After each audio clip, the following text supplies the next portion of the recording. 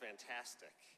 And actually, Cantor, as we mentioned, Cantor and I were last week blessed with the opportunity to celebrate Shabbat in Arizona, in Scottsdale, with temple members who are either snowbirds there or spending part of the winter there on vacation.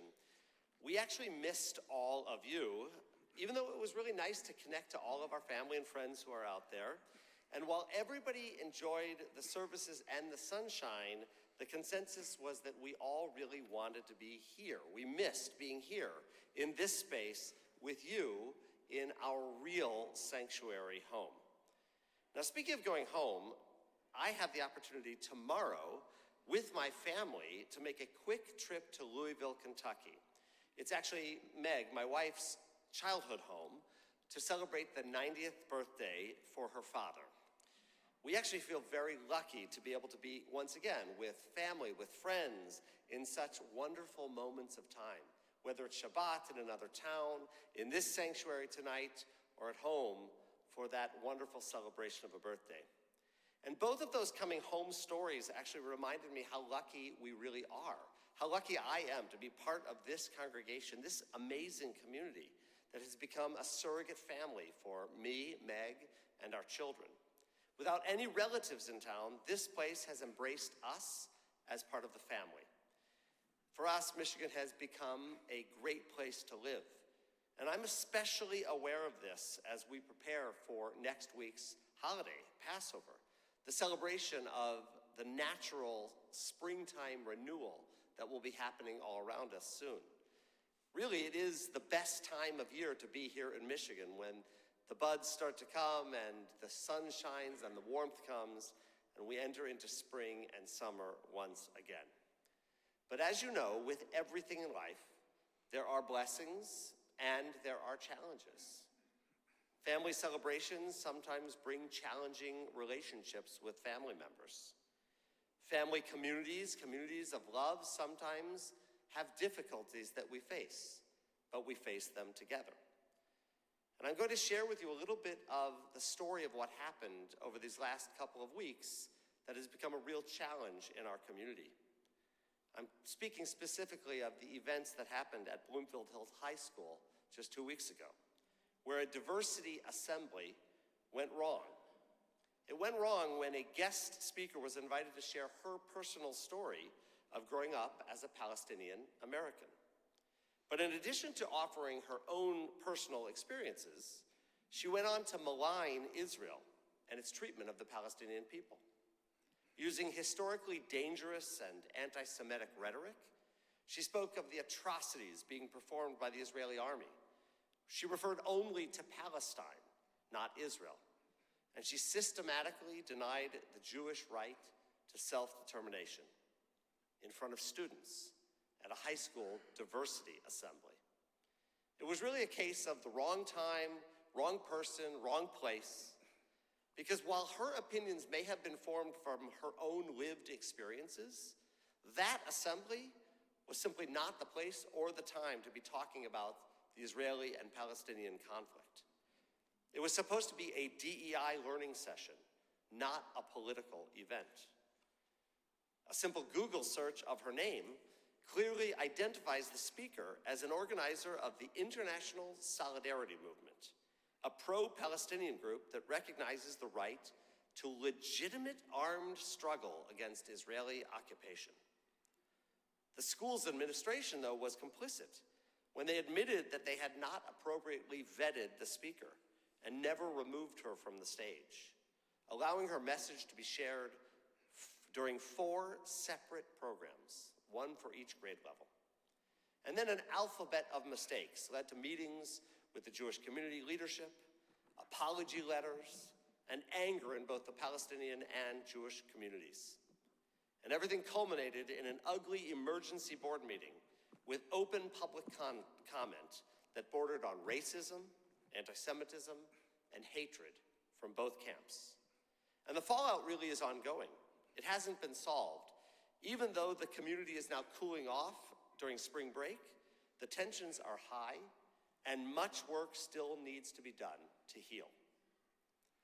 Now contrast that with a second story that took place here in our Temple Israel sanctuary 2 Sundays ago when we hosted the 23rd annual World Sabbath for Peace.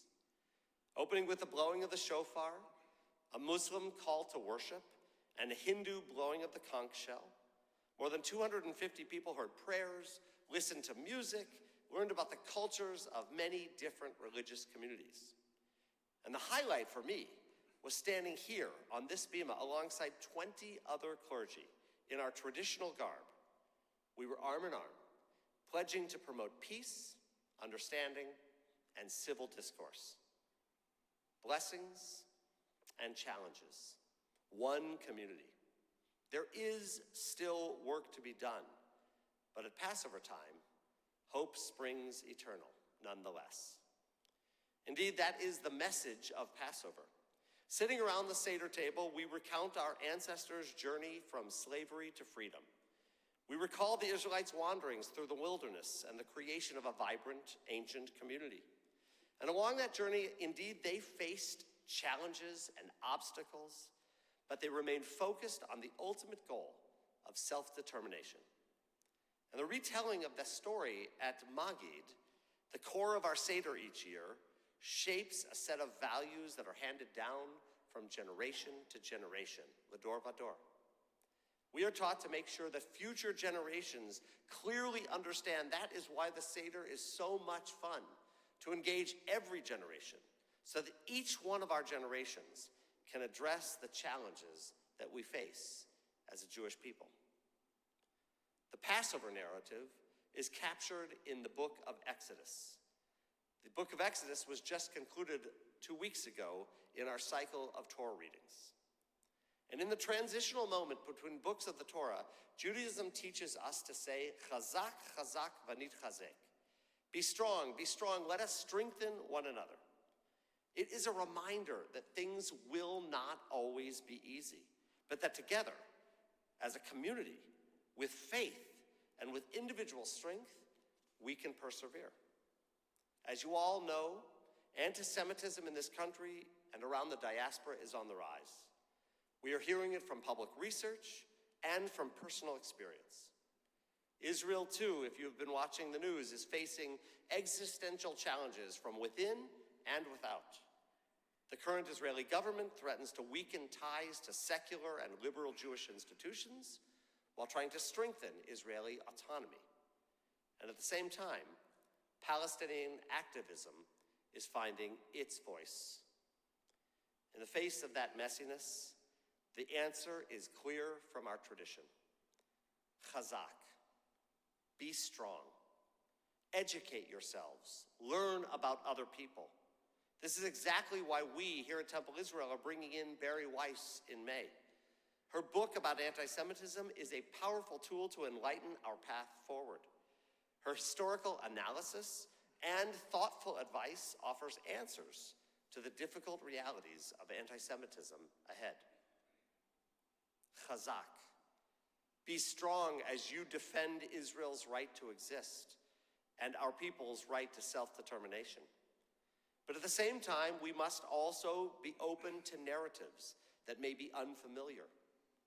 Truth always lies somewhere in the middle, and we can be emissaries of this certainty in the world. V'nit chazek. Do not forget to strengthen each other. This is what Passover is about. Sitting around the Seder table, teaching future generations with our words and our actions to be involved in community, to connect to other people. We hold on to ancient traditions and we look ahead to the future of a new spring, new opportunities, new life. The matzah symbolizes our past and its challenges, but the parsley holds hope for a future, one that we will build together with strength. Chazak, chazak, v'nit chazek. May we face our challenges, but face them together. And in doing so, may we bring a peace to this world that we have not yet known, a peace that will bring all of us goodness, love, shalom. Ken Yehi Ratzon, may this be God's will.